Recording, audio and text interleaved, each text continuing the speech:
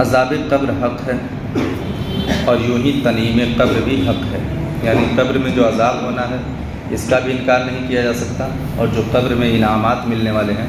اس کا بھی انکار نہیں کیا جا سکتا، اور دونوں جسم و روح دونوں پر ہوتے ہیں،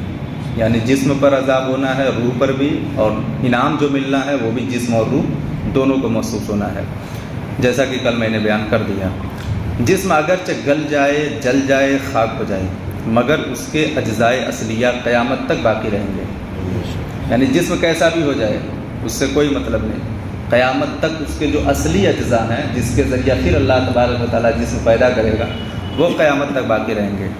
وہ مورد عذاب و ثواب ہوں گے، اور انہی پر روز قیامت دوبارہ ترکیب جسم فرمائی جائے گی، یعنی اسی جو اجزاء اصلیہ ہیں اس کے،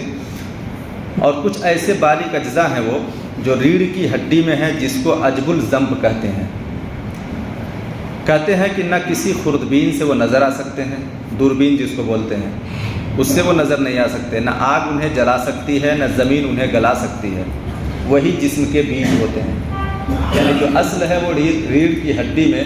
موجود ہے، اتنے باریک ہیں کہ اس کو کوئی آپ دوربین سے بھی دیکھنا چاہیں تو نہیں دیکھ سکتے، اور اسے نہ آگ جلا سکتی ہے، نہ پانی گلا سکتی ہے، نہ زمین اسے کھا سکتی ہے، تو وہ اجزائے اصلیہ ہیں جو قیامت تک اللہ تبارک و تعالیٰ باقی رکھتا ہے، اور اسی سے پھر دوبارہ جسم کو نشو نما کرے گا۔ یہ تو ایک سبب ہے، ایک نظام ہے، ورنہ اللہ تو یوں ہی پیدا کر دے، جیسے بغیر ہم کچھ نہیں تھے پیدا کر دیا، آج تو ہے تو کیوں نہیں پیدا کر دے گا، آج تو جسم ہے تو کیوں نہیں پیدا کرے گا، وہ تو ایک سبب ہے، ایک نظام ہے اس کا کہ اس کے ذریعے اللہ تبارک و تعالیٰ پھر دوبارہ پیدا فرمائے گا۔ لہٰذا روز قیامت روحوں کا اعادہ اسی جسم میں ہوگا، نہ جسم دیگر میں، یعنی جس جسم میں جو روح رہی ہے وہ روح اسی جسم میں ڈالی جائے گی، اور پھر دوبارہ حساب و کتاب کے لیے۔ بالائی زائد اجزاء کا گھٹنا بڑھنا جسم کو نہیں بدلتا، جیسا بچہ کتنا چھوٹا پیدا ہوتا ہے پھر کتنا بڑا ہو جاتا ہے، قوی ہیکل جوان بیماری میں گھل کر کتنا حقیر رہ جاتا ہے، پھر نیا گوشت پوشت آ کر مثل ثابت ہو جاتا ہے، ان تبدیلیوں سے کوئی نہیں کہہ سکتا کہ شخص بدل گیا، یعنی آدمی پتلا ہو جائے، دبلا ہو جائے، چھوٹا تھا بڑا ہو گیا تو آدمی بدلا تو نہیں نا، اس کی حالت بدل رہی ہے۔ یوں ہی روز قیامت کا عود وہی گوشت اور ہڈیاں کی خاک یا راکھ ہو گئے ہوں، ان کے ذرے کہیں بھی منتشر ہو گئے ہوں، رب عز و جل انہیں جمع فرما کر اس پہلی حیت پر لا کر انہیں پہلے اجزائے اصلیہ کی محفوظ ہیں ترکیب دے دے گا، یعنی جس طرح آدمی چھوٹا رہتا ہے پھر بڑا ہوتا ہے، دبلا ہوتا ہے، موٹا ہوتا ہے، تو آپ یہ نہیں کہہ سکتے کہ وہ آدمی بدل گیا، وہی آدمی رہتا ہے اور اسی پر پھر وہ موٹا پتلا دبلا ہوتا رہتا ہے۔ ایسے ہی آدمی مر گیا، گل گیا، سڑ گیا، کچھ بھی ہو گیا، قیامت کے دن پھر اجزائے اصلیہ کے ساتھ اللہ تبارک و تعالیٰ اسی پر اکٹھا کر دے گا، اور ساری چیزیں ویسے ترتیب دے کر کے پھر اس میں روح ڈال دے گا۔ تو جس طرح یہاں تک ترتیب بدل جاتی ہے تو آدمی نہیں کہتا کہ بدل گیا، ویسے وہاں بھی نہیں کہہ سکتے ہیں کہ بدل گیا، وہی آدمی رہے گا، وہی روح اس میں ڈال دی جائے گی، اور ہر روح کو اسی جسم سابق میں بھیجے گا، اس کا نام حشر ہے، یہی حشر کا دن ہے جس میں اللہ تبارک و تعالیٰ سب کچھ اکٹھا کر دے گا۔ عذاب و تنعیم قبر کا انکار وہی کرے گا جو گمراہ ہے، یعنی جو قبر میں عذاب ہونا ہے یا انعامات ملنے ہیں اس کا انکار گمراہ بندہ کر سکتا ہے، کوئی مسلمان نہیں کرے گا۔ مردہ اگر قبر میں دفن نہ کیا جائے تو جہاں پڑا رہ گیا یا پھینک دیا گیا غرض کہیں ہو اسے وہی سوالات ہوں گے۔ اگر آپ کے دماغ میں ایسا آتا ہو کہ قبر میں ہر جگہ بات ہوتی ہے، قبر میں سوال، قبر میں منکر نکیر، تو کوئی آدمی ایسا ہے جسے شیر کھا گیا، کوئی آدمی ایسا ہے جسے جلا دیا گیا، کوئی آدمی ایسا ہے جو جنگل میں مر گیا، وہیں سڑ گیا،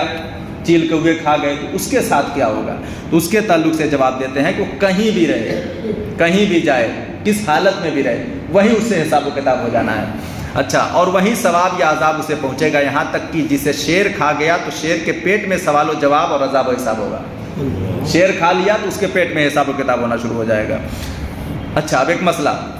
انبیاء علیہ السلام اور اولیاء کرام، علماء دین، شہداء، حافظان قرآن کہ قرآن مجید پر عمل کرتے ہوں، اور وہ جو منصب محبت پر فائز ہیں، اور وہ جس نے کبھی اللہ عز و جل کی معصیت نہیں کی، یعنی گناہ جس نے نہیں کیا،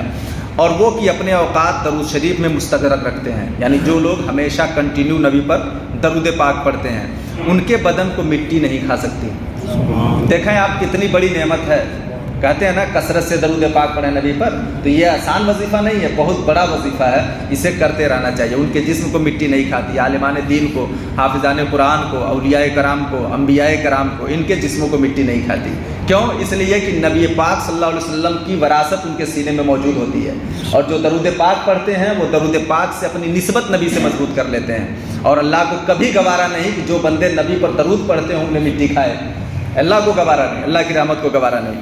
ان کے بدن کو مٹی نہیں کھا سکتی۔ جو شخص انبیاء کرام علیہ السلام کی شان میں یہ خبیث کلمہ کہے